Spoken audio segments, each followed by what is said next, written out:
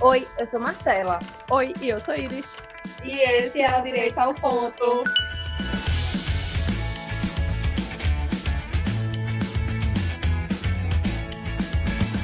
Oi, gente, está aqui hoje para mais um episódio. Hoje, quando tá aí, Marcela, aqui, você tem certeza que a gente vai falar de algum tema polêmico.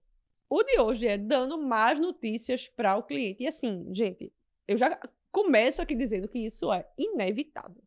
Em algum momento da sua vida, se você está advogando na prática, você vai dar uma notícia ruim para o seu cliente, ou uma liminar indeferida, ou uma improcedência, ou uma sucumbência, você vai ter que passar por isso. E a gente que está advogando muito já há algum tempo, a gente sabe que a forma que você dá essa notícia faz toda a diferença.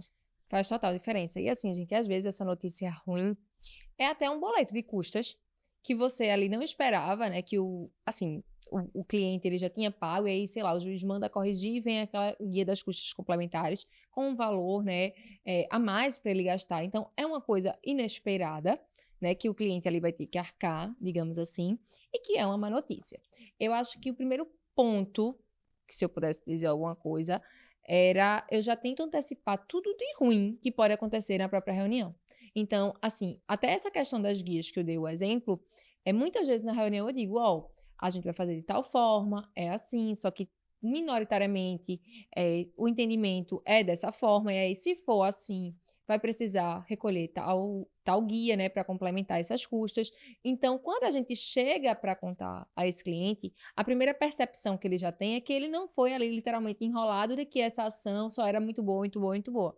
Existem direitos bons, assim, bons demais, né, tranquilos de advogar, mas o próprio caminho no processo, às vezes tem algumas nuances que não são tão legais. Então, quando eu antecipo na reunião, tanto ele já sente, digamos assim, que eu já tinha contado, então ali ele já sabe que isso pode acontecer, e quando eu chego para dar essa notícia, ele já mais ou menos sabia, então é uma coisa que eu sinto que já quebra um pouco a chatice, né, de contar uma notícia ruim para um cliente. Eu sempre acho, e claro que depois de um tempo isso fica muito mais fácil, de que o pagamento das custas não é para ser uma preocupação para o advogado, mas tem que ter essa cautela que tu tem, que tu fala antes. Olha, é o seguinte, isso não é da minha alçada.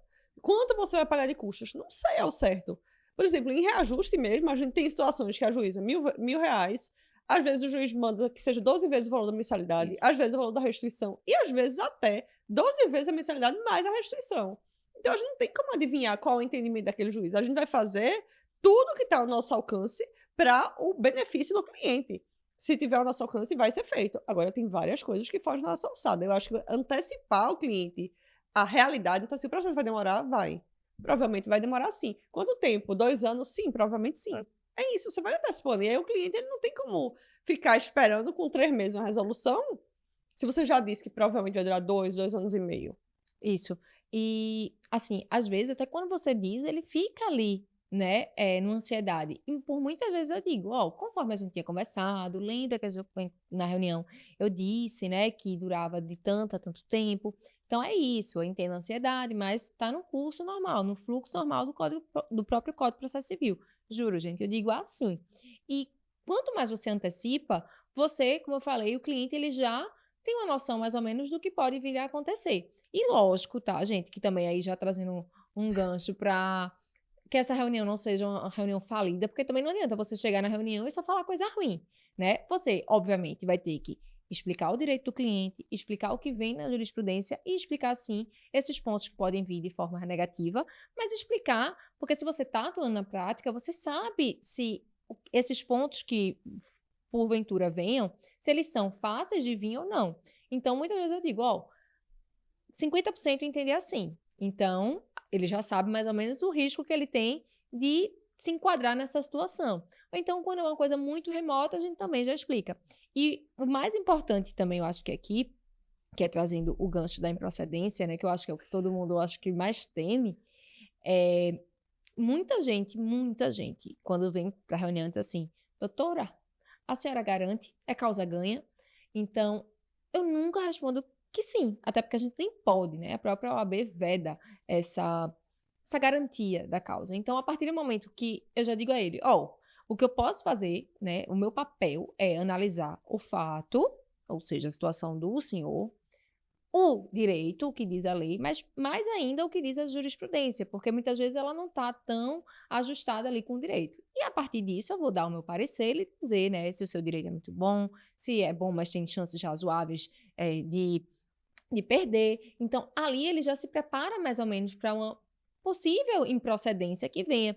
E muitas vezes eu digo, ó, a análise é essa, muitas vezes o que o senhor tem para fazer é judicializar, o risco é esse, mas o senhor precisa estar consciente desse risco para a gente ir além. E aí facilita também essa notícia que chega depois. É bom demais ter prática, pô, na moral, porque é exatamente isso. Você consegue antecipar muita coisa. Então, às vezes, quem não tem prática, por exemplo, eu vejo muita, até rodando às vezes no Instagram como patrocinado, pessoa trazendo um direito que não é tão fácil, tipo, um direito não é tão fácil, reajuste em coletivo por adesão. Aí a pessoa roda um patrocinado como se aquilo fosse muito óbvio. Você, quando aparece, eu já faço tipo, amor, você não tá advogando na vida real. Não, não é possível que você tá trazendo esse direito como um direito muito fácil. E aí você na prática, você consegue se resguardar e realmente dar uma alinhada na expectativa do seu cliente. Eu lembro que teve uma vez que eu assumi um processo, eu estava até com a Edi na época, teve a sentença, foi de improcedência, e ela me procurou para reformar. Já tinha até apelação no processo. Ou seja, eu tinha pouquíssimo para fazer, né? Era despachar memorial e sustentar oralmente. E aí eu fiz isso, é coletivo para adesão, inclusive. Eu fiz isso, despachei memorial e dei tudo de mim na sustentação oral para não acolher o recurso. E ela realmente perdeu, e a sucumbência era coisa de uns 10 mil reais. Aí ela foi lá no escritório conversar comigo, saber assim, como era essa execução, os honorários sucumbenciais, o valor que ela ia pagar e tal. E eu tava triste, porque eu realmente tinha dado o meu melhor, estudado para sustentação oral, despachado memorial, e eu tava muito certa do direito dela. E aí ela chegou com um presente pra mim. Aí eu disse, poxa, dona fulana, nem esperava, né? Eu fiquei tão triste, dei tudo de mim e tal. Ela fez, olha, o que você fez por mim, o advogado anterior não tinha feito, que era me preparar e me manter informada. E eu fiquei assim, tipo, preparar ela e manter ela informada, isso é um básico, pô. O advogado que não mantém o cliente, que não responde o cliente, ele é um moleque. Então ele tem que saber que a atenção que você dá no fechamento, então atenção, muitas vezes a pessoa vai na ganância de fechar o cliente, que é mega importante, claro, para a viabilidade do teu escritório, mas você depois aquela atenção que você der para fechar, você vai ter que dar durante todo o processo, senão você está sendo picareta, pô. Fecha o cliente e dá a atenção que ele precisa durante todo o tempo do processo, mês a mês, ano a ano, o que você precisar. Até porque, gente, o sucesso do cliente ele não está totalmente atrelado só à procedência, né? Esse é um caso que exemplifica claramente. Então, a procedência é o que a gente quer? Mas muitas vezes o que o cliente quer, além da procedência, não é só aquela sentença, né? Então, esse sucesso a gente pode elencar numa própria jornada do cliente, de que ali você tem uma escuta ativa, de que você está disponível, enfim, entre diversas formas de atender, né, de se dedicar a esse processo, que ali aquele cliente, por mais que venha em procedência, ele vai sair satisfeito com o seu trabalho, que você deu ali o seu melhor. Então, é muito importante e, assim, entender também que esse sucesso é pessoal, né? Às vezes o cliente, ele quer que você simplesmente atenda, entende? Então, se você está atendendo ele está se sentindo com realmente total atenção. Outro já não quer que nem ligar para você, mas ele vai querer que você envie pelo menos um relatório mensal, mesmo que só diga ainda está concluso, mas para que ele veja que você teve a atenção de estar ali mandando. Então, é muito relativo o que é sucesso para cada um. Então, quanto mais também, até nessa reunião, você entende o que esse cliente está esperando de você, ou esperando do processo, ou esperando desse tempo, né, que você vai passar no escritório, é mais fácil você também alcançar esse sucesso para ele. Porque você consegue ver o que é que ele está esperando e você consegue atender essa expectativa, ainda que venha ali uma sentença de procedência parcial, né?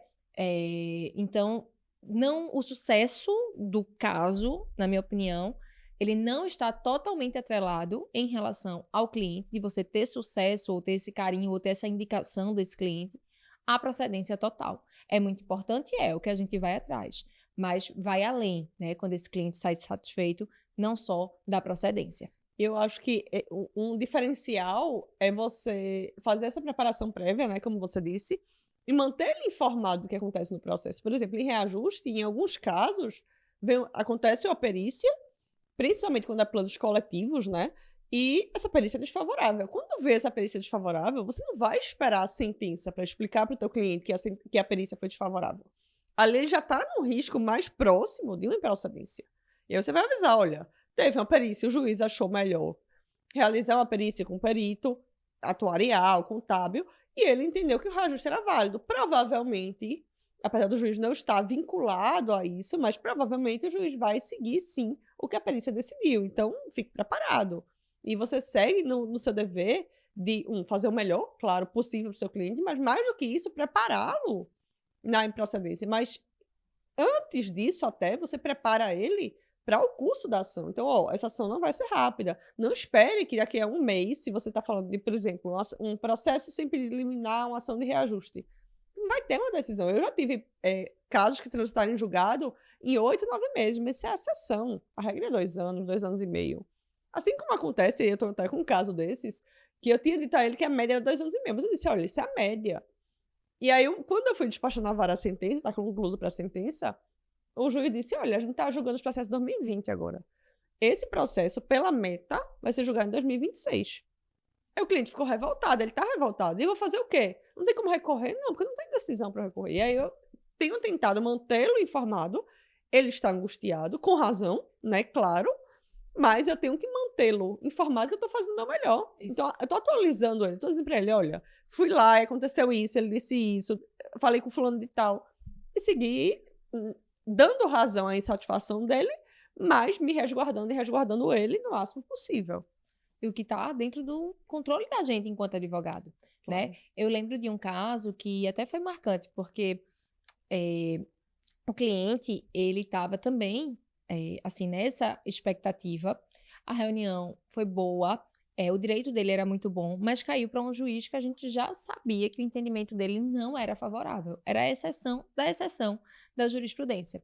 E ali é isso, quem vive a prática já sabe o traquejo que você vai fazer em cada situação. Para mim, ali era tipo, eu tenho que correr que essa sentença de improcedência ela vai vir. Não adianta eu perder aqui só não sei quanto tempo para esperar essa sentença, então eu tenho que agilizar esse processo assiduamente para que essa sentença saia logo, porque eu já sei que eu vou ter que apelar, né? Eu vou ter que ir para o recurso. E ali eu já contei a ele, eu disse, olha, infelizmente, né? Claro. Não é uma distribuição, não cabe a mim.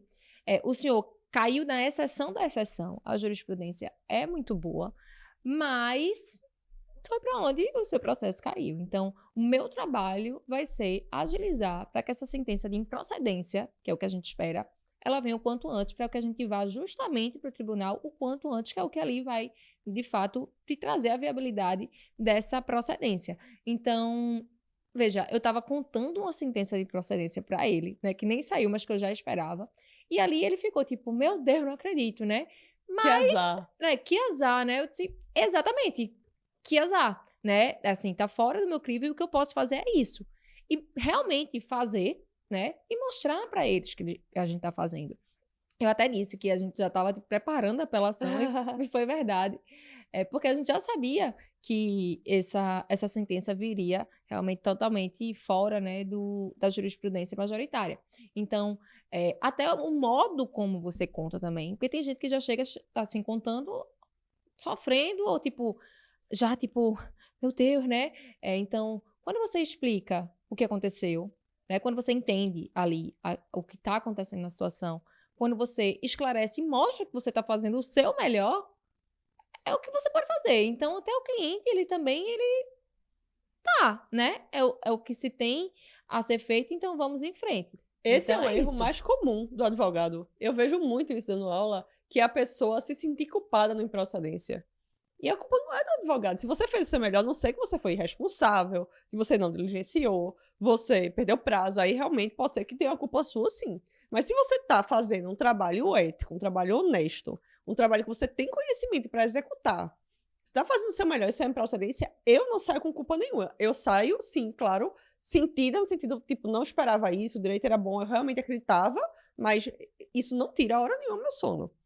Principalmente em caso de reajuste. Quando é caso negativo, aí às vezes sim, né? Porque às vezes você fica triste, vai ter um atraso no tratamento do paciente, então a situação que mexe não com o bolso, mas às vezes com a vida da pessoa. Mas é muito mais raro. Agora, no caso de reajuste, chegou a sentença de improcedência, eu dei o meu melhor. E assim, eu tenho confiança na lua, assim, em reajuste. Então, quando vem a sentença de improcedência, e eu fiz tudo que podia, eu digo pro cliente, olha, eu fiz tudo que podia. O entendimento justo foi esse, vamos para apelação, e lá no tribunal a gente vai brigar de novo para reformar isso. E muitas vezes acontece aqui em Pernambuco, acontece muito essas reformas no segundo grau.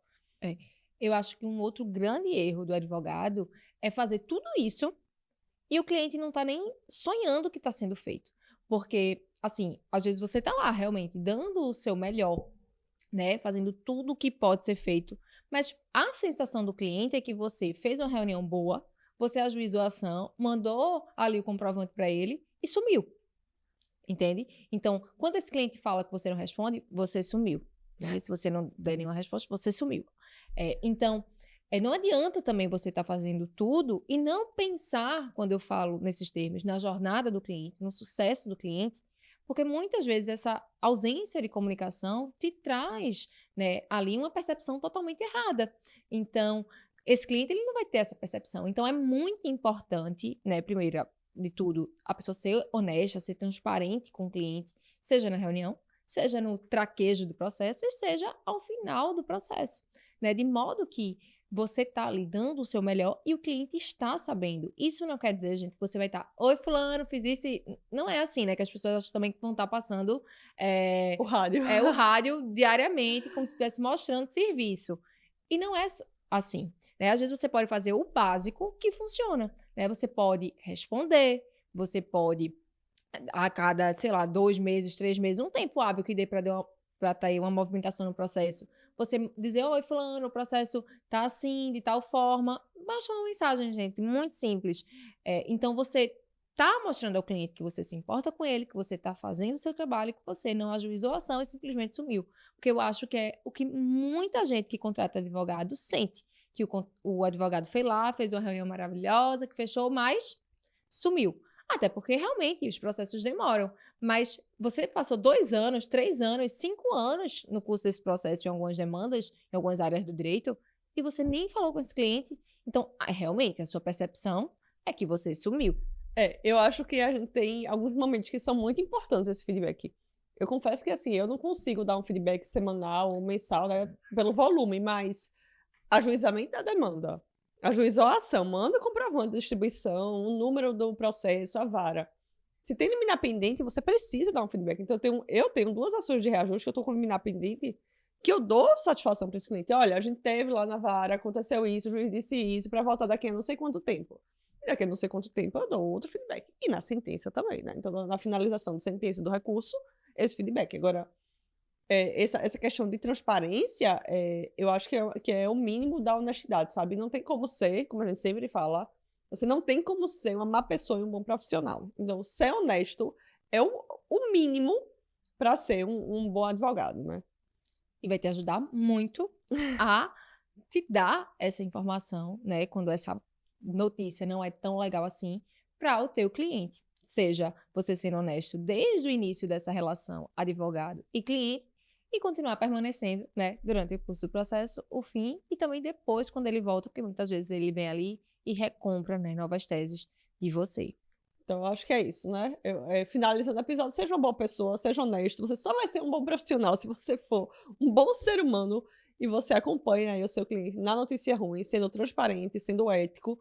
Faça o seu melhor, o resultado não depende de você. Não se sinta culpado em caso de improcedência, desde que você tenha feito a sua parte com honestidade, com verdade, com conhecimento, mas não depende de você, não depende de custos. Custos não dependem de você, improcedência não depende de você. Faça o seu melhor trabalho com o que você tem.